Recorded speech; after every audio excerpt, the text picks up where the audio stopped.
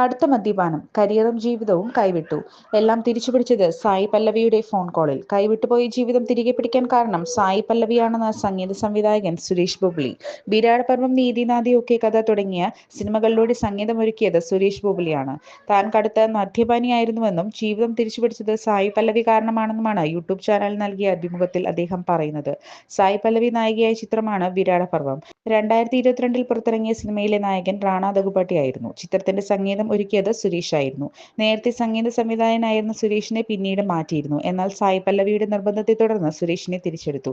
സുരേഷിന്റെ സംഗീതം നല്ലതാണെന്നും ആ കഴിവ് ഉപയോഗിക്കണമെന്നും സായി പല്ലവി നിർബന്ധം പിടിച്ചതുകൊണ്ട് മാത്രമാണ് താൻ ആ സിനിമയിൽ തിരിച്ചെത്തിയതെന്നാണ് സുരേഷ് പറയുന്നത്. സിനിമ തീർന്ന ശേഷം സായി പല്ലവി തന്നെ ഫോൺ ചെയ്തുവെന്നും സുരേഷ് പറയുന്നു.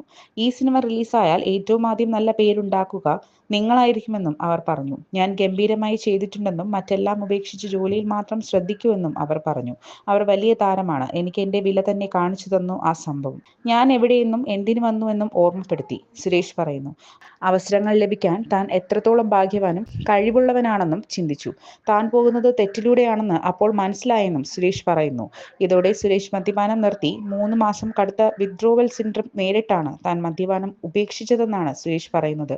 കഴിഞ്ഞ 3 വർഷമായി താൻ മദ്യപിച്ചിട്ടില്ലെന്നും സുരേഷ് പറയുന്നു. ജീവിതം തിരിച്ചുപിടിക്കാൻ കാരണക്കാരിയായ സായി പല്ലവിക്ക് നന്ദി പറയുകയാണ് സുരേഷ്.